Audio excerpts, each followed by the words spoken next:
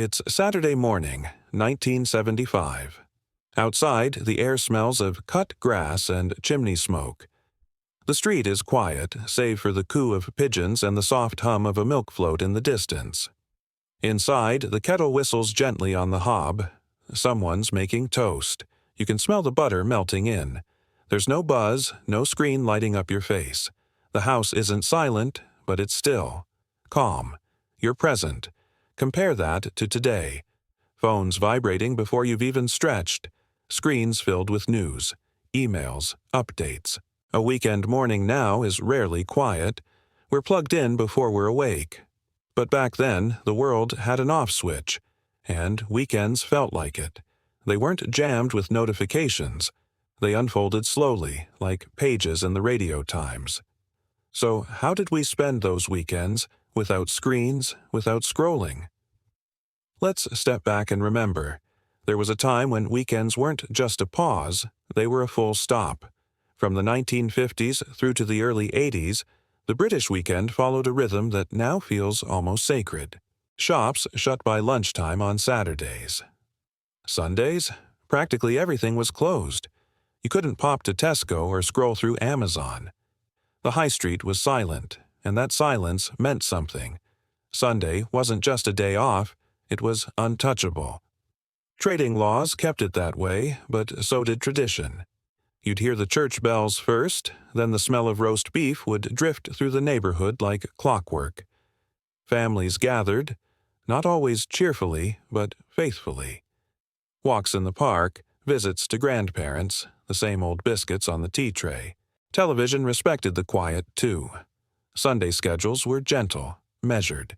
Songs of praise, the Antiques Roadshow, a Bond film if you were lucky. No endless streaming. No binge-watching. Just a few good hours to savor. And perhaps that's what made it feel like a true break. The world slowed down, and so did we. It wasn't about escaping life through a screen. It was about living it, one unhurried weekend at a time. We didn't call it mindfulness back then. We called it being bored, and we were masters of it. Long before smartphones filled every pause, boredom was simply part of the weekend. But here's the twist. It wasn't dead time. It was blank canvas time. Kids would wander into the garden with a stick and come back an hour later with a game, a story, or a muddy face. Forts were built from sofa cushions and adventures began in the alley round the back of the house. No apps, just imagination. Wild and unstoppably creative. Teenagers? They roamed. Bikes were freedom, not fitness tools. You rode until your legs ached or until you found something better. A record shop, a fish and chip van, a friend's house with a louder stereo. Inside the home, silence wasn't awkward. It was normal. Dad would read the news of the world with total focus, pen in hand for the crossword. Mom might flick through the radio times, plan dinners, or call a neighbor for a chinwag. Ceefax ticked away in the background, its pixelated weather maps strangely comforting. Libraries were our Google. Rainy Saturday? Off to the local branch to get a book, or 5. Nobody rushed. Time had space around it, and that space, those empty moments, became the birthplace of thought. Today, a few seconds of boredom makes us reach for a screen. But back then, boredom was an open door, and what we found on the other side was often magic.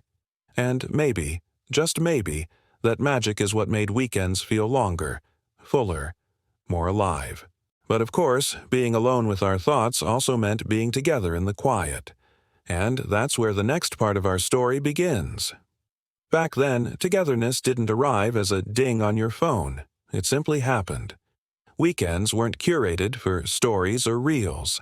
They were lived quietly, often messily, but always together. There were no group chats, yet the whole family somehow knew. Saturday night was telly night. You'd all squeeze onto the sofa, feet tucked under legs, bowls of crisps passed around.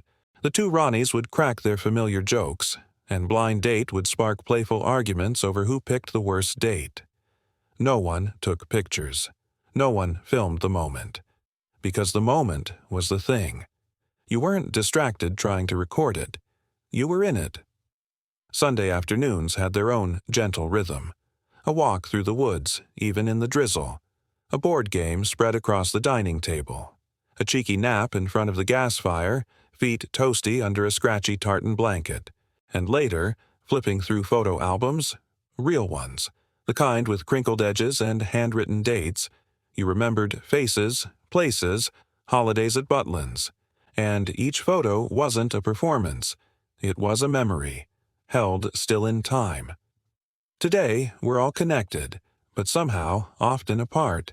Heads bowed to screens, sharing less space even when in the same room. But back then, weekends stitched families together in quiet, unspoken ways. It wasn't about capturing content. It was about contentment. And maybe that's why those weekends stayed with us. Because they gave us each other. No filters, no distractions, just shared time, slow and golden. But not every discovery happened indoors. Some of the best moments came from wandering, wondering, and finding, with no sat-nav, no Google, and no plan at all. Let's take a walk back to those moments next. In the days before smartphones, discovery had a different flavor. Slower, serendipitous, and wonderfully imperfect. If you wanted to find a good park, you didn't scroll through reviews. You walked. Maybe you took a wrong turn and ended up by a river you never knew existed. Maybe that wrong turn became your new favorite place. There was no Google Maps chirping directions, just a folded paper map in the glove box, and the joy of figuring it out as you went. Need a good butcher? You asked Mrs. Jenkins 2 doors down. She always knew.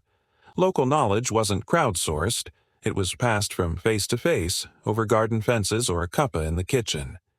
That trust in human advice, in the value of lived experience, stitched communities together. Even checking the weather was an event. You'd sit through the BBC forecast, watching that giant magnetic map as cloud symbols were shuffled around like slow-moving dancers. No hourly updates, no radar apps, just the presenter's voice and a bit of guesswork. And somehow, that was enough. Today, we've got the world in our pockets, but how often do we truly explore it? Back then, discovery was tactile, uncertain, and deeply human. It came with blisters, with laughter, with unexpected turns. And maybe that's what made it stick. The memories weren't downloaded. They were earned. And when you came home, tired and happy, there was one more thing you felt in those quiet weekends: time. Time that felt thick, generous, and beautifully slow. There was a weight to time back then, a kind of softness that wrapped around you. Weekends didn't flash past in a blur of pings and pop-ups. They flowed like a slow river winding through familiar fields. You felt the day move. Morning had a sound. The clink of cutlery, the whir of the hoover, the distant hum of a lawnmower. Afternoon brought smells. Roast potatoes crisping in the oven, fresh laundry drying on the line, and music.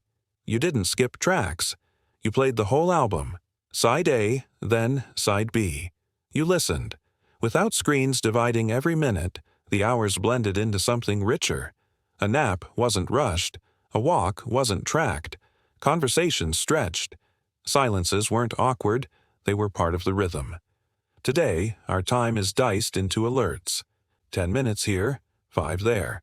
But back then, time was whole. You didn't measure it. You lived inside it. Have we lost the soul of the weekend? Maybe. Or maybe it's just sleeping under all those notifications, waiting to be remembered. So what would happen if, just for a while, we switched off again? Let's see where that thought takes us. Today's weekends often leave us more drained than restored.